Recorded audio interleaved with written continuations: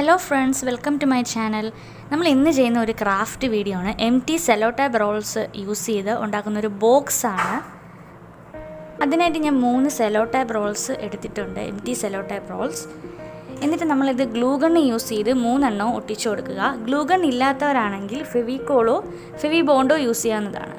Fevicol use ചെയ്യുന്നവരാണെങ്കിൽ ഇത് ഒട്ടിച്ച ശേഷം കുറച്ച് നേരം ഇത് ഡ്രൈ ആകാൻ വിട്ട് കൊടുത്തതിന് ശേഷം മാത്രം അടുത്ത നമ്മൾ ഇതിൽ എന്തെങ്കിലും വർക്ക് ഉണ്ടെങ്കിൽ അത് ചെയ്യാം.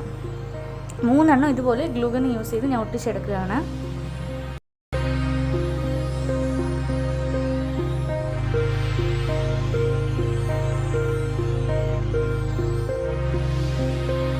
ഈ കട്ടിയുള്ള ഒരു കാർഡ്ബോർഡ് എടുക്കുക. എന്നിട്ട് 2 സർക്കിൾസ് സെല്ലോടേപ്പ് റോൾസ് നമ്മൾ നേരത്തെ ഒട്ടിച്ച് വെച്ചില്ലേ, ആ സെല്ലോടേപ്പ് റോൾസ് അതിൻ്റെ പുറത്ത് വെച്ച് 2 സർക്കിൾസ് മെഷർ ചെയ്ത് വരച്ചെടുക്കുക.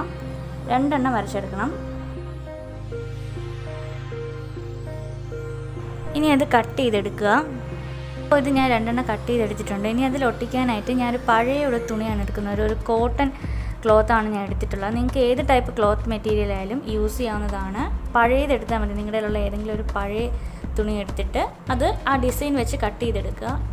ഞാൻ ഇപ്പോൾ 2 പീസ് ഇതിൽ 2 ഒട്ടിക്കാനായിട്ട് കട്ട് ചെയ്തെടുക്കുന്നുണ്ട്.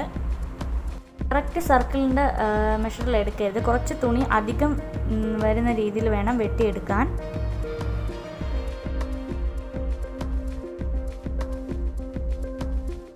ഇനി ആ കാർഡ്ബോർഡിലോട്ട് ഈ ക്ലോത്ത് പീസ് ഒട്ടിച്ചു കൊടുക്കുക. അതിനായിട്ട് ഞാൻ ഫെവിക്കോളാണ് യൂസ് ചെയ്യുന്നത്. ഫെവിക്കോൾ യൂസ് ചെയ്ത് ഒട്ടിച്ചു കൊടുക്കുക.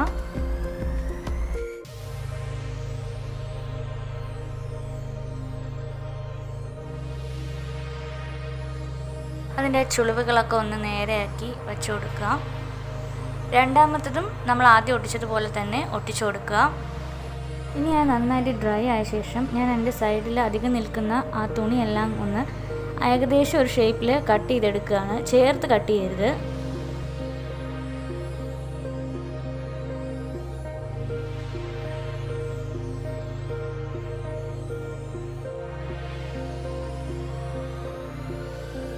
ഇനി ഇതുപോലെ ചെറുതായിട്ട് കട്ട് ചെയ്ത് വിട്ട് കൊടുക്കുക. ഇതുപോലെ അകത്തോട്ട് മടക്കി ഒട്ടിക്കാൻ വേണ്ടിയാണ് ഇങ്ങനെ കട്ട് ചെയ്ത് വിട്ട് കൊടുക്കുന്നത്.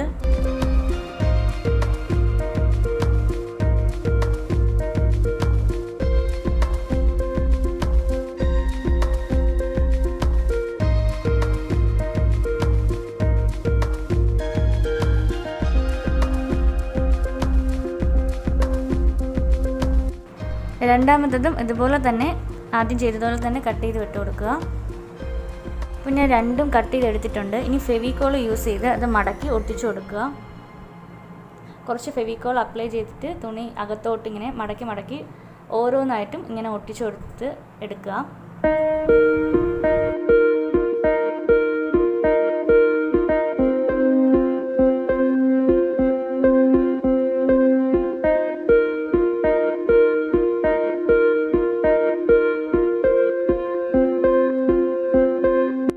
രണ്ടാമത്തതും അതുപോലെ തന്നെ ചെയ്തു കൊടുക്കുക.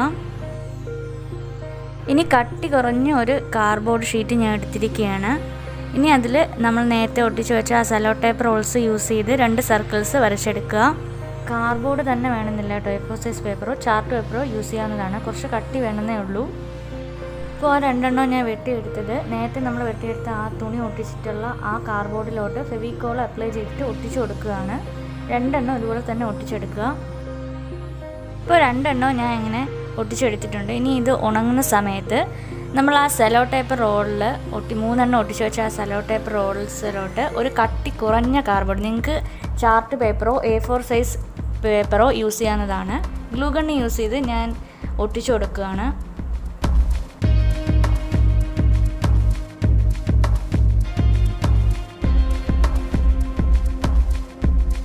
ഇനി അത് ഡ്രൈ ആയ ശേഷം ഞാനിതിൽ ക്ലോത്ത് പീസ് ഒട്ടിച്ച് കൊടുക്കാനായിട്ട് ഫെവിക്കോൾ ആ റോളിൽ ഫുള്ളായിട്ടും അപ്ലൈ ചെയ്ത് കൊടുക്കുകയാണ്.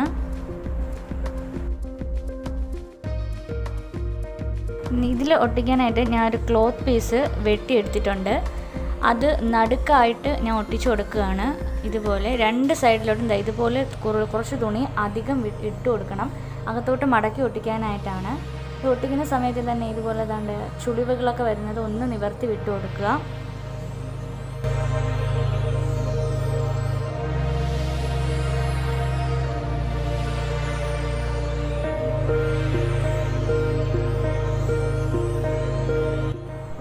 ഇനി നമ്മൾ രണ്ട് സ്ഥലത്തോട്ട് കുറച്ച് തുണി അധികം വെച്ചിട്ടുണ്ടായിരുന്നില്ലേ, ആ രണ്ടിടത്തും ഇതുപോലെ ചെറുതായിട്ട് കട്ട് ചെയ്ത് വിട്ട് കൊടുക്കുക.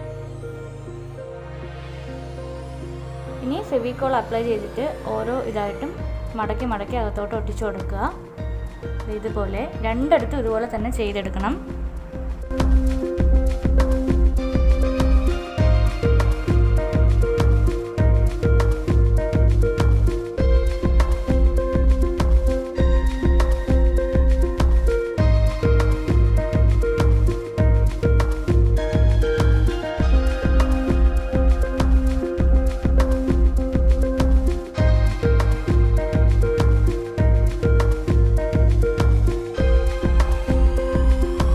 ഇനി ബോട്ടം കവർ ചെയ്യാനായിട്ട് ഗ്ലൂ ഗണ്ണ് യൂസ് ചെയ്തിട്ട് നമ്മൾ നേരത്തെ തുണി ഒട്ടിച്ച് വെച്ച ആ രണ്ട് സർക്കിളില്ലേ, അതിലേതെങ്കിലും ഒന്നെടുത്ത് ഇതിൽ ഒട്ടിച്ചു കൊടുക്കുക.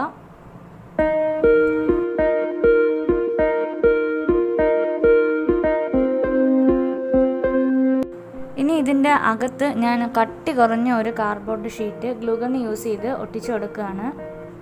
കാർഡ്ബോർഡ് തന്നെ വേണമെന്നില്ല, ഞാൻ നേരത്തെ പറഞ്ഞ പോലെ ഏതെങ്കിലും യൂസ് ചെയ്യുക.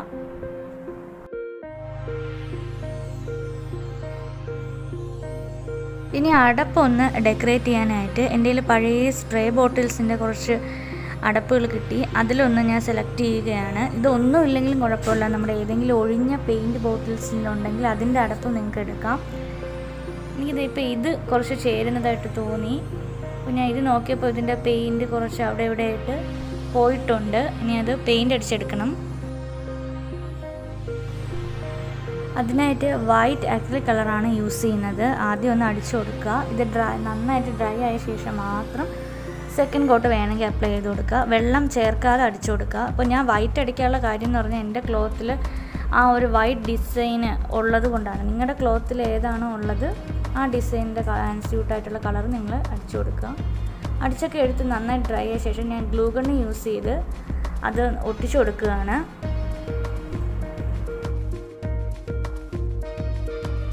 നമ്മുടെ ബോക്സ് ഇപ്പോൾ റെഡി ആയിട്ടുണ്ട്.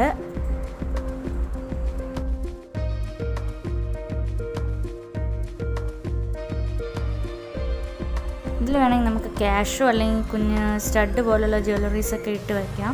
ഞാനിപ്പോൾ ഇതിൽ ടെറാക്കോട്ട ജ്വല്ലറി ഞാൻ ചെയ്യുമ്പോൾ യൂസ് ചെയ്യുന്ന മുത്തും മറ്റുമൊക്കെ ഇട്ട് വയ്ക്കുകയാണ്. അപ്പോൾ നിങ്ങൾക്ക് ഈ ബോക്സ് ഇഷ്ടമായെങ്കിൽ നിങ്ങൾ ചെയ്തു നോക്കാൻ മറക്കരുത്. ചെയ്തിട്ട് എങ്ങനെയുണ്ടെന്ന് കമൻറ്റ് ചെയ്യുക. ഇഷ്ടമെങ്കിൽ ലൈക്ക് ചെയ്യുക, പിന്നെ സബ്സ്ക്രൈബ് ചെയ്യാനും മറക്കരുത്. അപ്പോൾ ഇനി പുതിയൊരു ക്രാഫ്റ്റ് വീഡിയോസായിട്ട് വീണ്ടും കാണാം. ബൈ.